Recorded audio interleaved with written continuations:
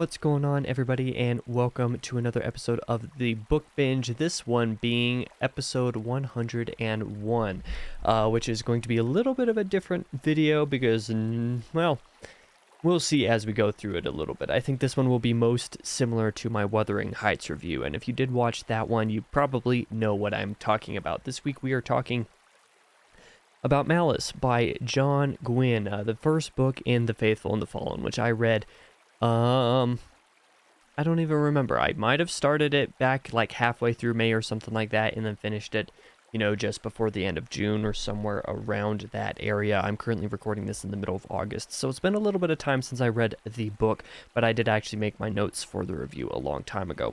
This is my first foray into Mr. John Gwynne's work, with a series as highly anticipated for me as this was, and as highly regarded generally amongst the majority of the people who I tended to talk about fantasy with. Anyway, let's kind of talk about how this worked out for me. We will begin just as normal with the good of Malice.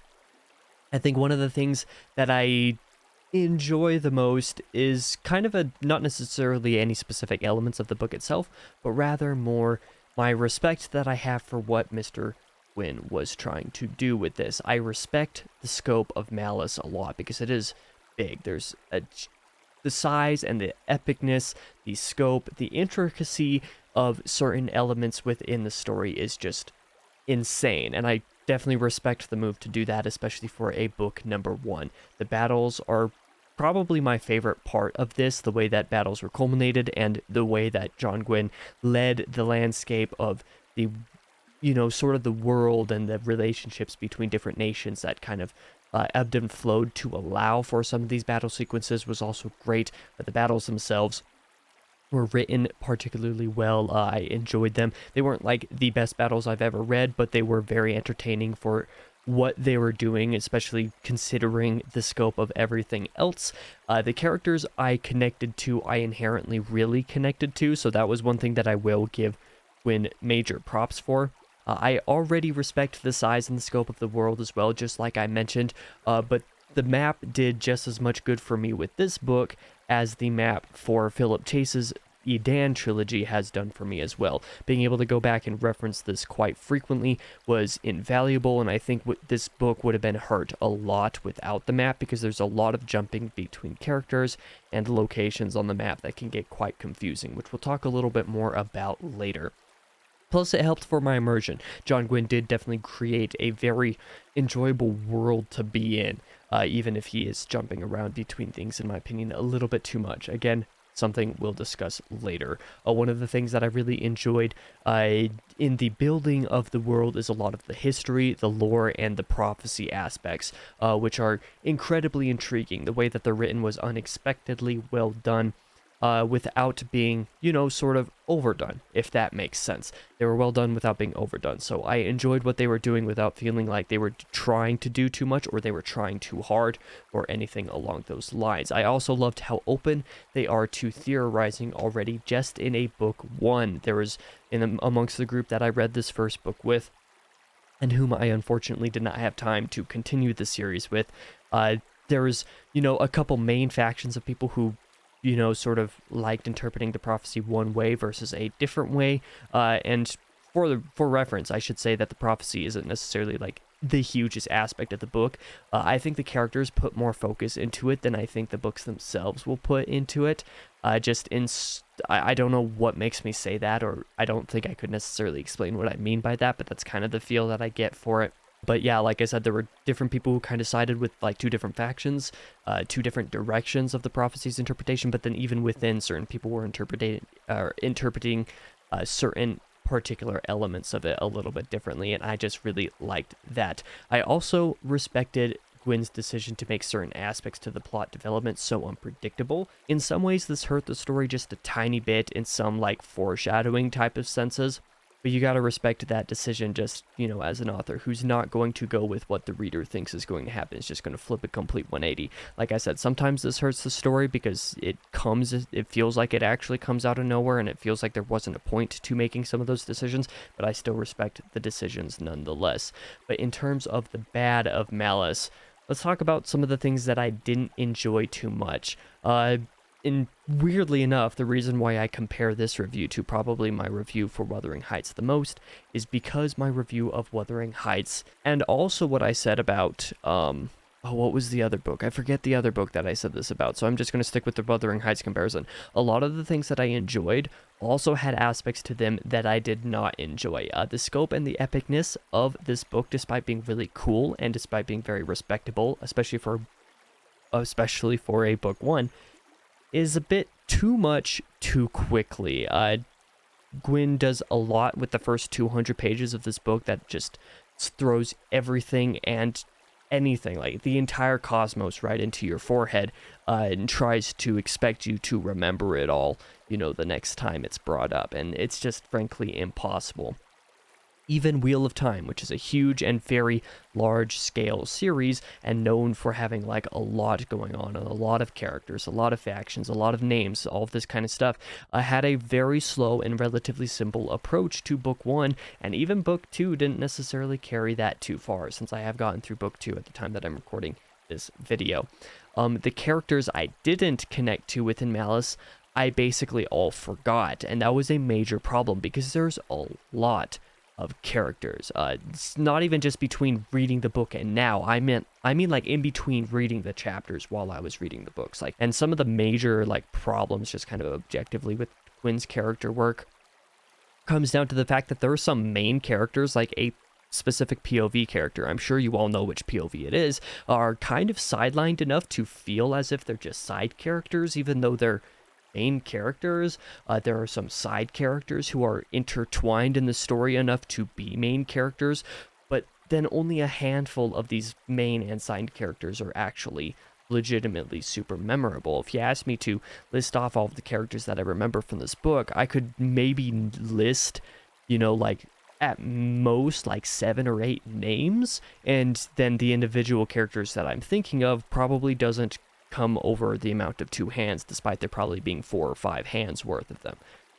Yeah, it's kind of a problem. Many of the others are also way too easy to confuse. There are 2 of the POVs of this book that I was getting confused for a good long time with in between the 2 of them, and that plenty of other readers also expressed they were getting confused between, because one of them did not feel like a different character than the other, and their respective primary side character felt like the others as well. So this was a huge problem with the book.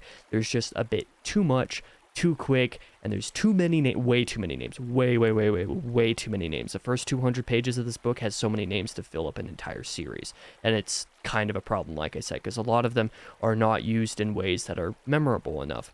Too many proper nouns in general. It's not even just character names, it's also places, whatever else as well. There's just way too many of them, and too many of them are glossed over, kind of as I hinted at. And I think a lot of the reason for this comes down to my problem with the structure of the storytelling itself. One of the things that this series is kind of renowned for, one of the things that a lot of the readers tend to really appreciate about it, is that it has really short scenes and really short chapters, and therefore makes the pace of the story quick. For me, this was not the case. For me, the story felt really slow and bogged down, ironically, because of the short scenes and chapters, because there wasn't enough time spent in each location and with each POV and with each side character within those POVs to actually get a firm grasp of what they were doing. By the time you understand or remember which characters are which and what's going on in this particular moment, for these characters, Gwynne goes to the next chapter and it's a different POV, and you have to remember stuff all over again. I think there's not enough time spent with the characters while it's trying to build stuff up, so you just forget them. You forget what's going on. This is kind of what I said. There's enough of it that part of the problem is not enough differentiation, but there are also plenty of moments where the differentiation is really good, and the reason you can't remember is because you didn't spend enough time with it to remember. You're given 10 pages to grasp onto all of this absurd amount of information, and then you go to the next chapter and it's another place, and then you go to the next chapter and it's in another place with another new character for some reason.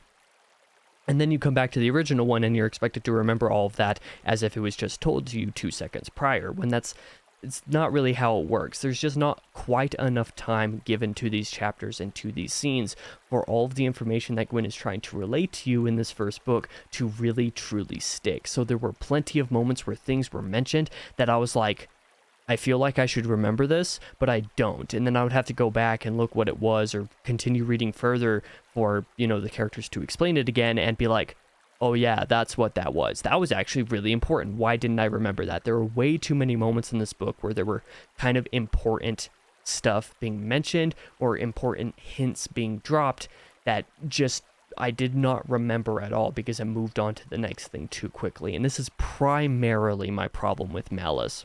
I've heard people recommend this as being, a reader's like first epic fantasy, and I would say no. Do not make this your first epic fantasy. If you are not used to big worlds with lots of characters and lots of names and plenty of intricacies to political machinations and relationships between nations and all of this fancy stuff, The Way of Adan is a much better book for that kind of an introduction than this one is, because Malice and Way of Adan have some similarities in the way they're formatted, in the way that the world is built, in the way that nations are related to each other, I suppose. They're somewhat similar in that sense. They're not, like really similar. There's just a little bit of similarity there, to the point that I would say that the Adan trilogy is a much better starting point for a reader than this is. This is absolutely not a good starting point for someone who has not read epic fantasy before. And I think that was also part of the reason why I didn't bounce off the book, but one of the reasons why it did not land for me the way that I was thinking it might going into it was, even though I was told that Malice is usually referred to as the worst of the 4 books, and not necessarily by a slim margin either, like it's just doing a lot and it takes you a long time to get into it, I feel like amongst the group that I read the book with, most everybody just kind of loved it right off the bat, and it took me like 250 pages before I decided I was like actually invested. And then by the time the book finished, it was like, okay, well, there was a lot of this that kind of had problems, right? And the fact that this was, basically advertised to me, and I feel like it's advertised to a lot of people as being a very easy to get into series because of the short scenes and chapters, it made it very hard for me to get invested. But part of that could just be a me thing, but part of that feels like I don't know. You could definitely tell that this was the first book, where Empire of Silence by Christopher Rocchio, some people, if they read it and didn't know that it was Rocchio's very first, it was his debut novel, they might be very surprised to learn that, be like, oh wow, this is really good for a debut. That sort of influenced how I felt about that book. It made me, rate it a little bit higher than maybe I might otherwise.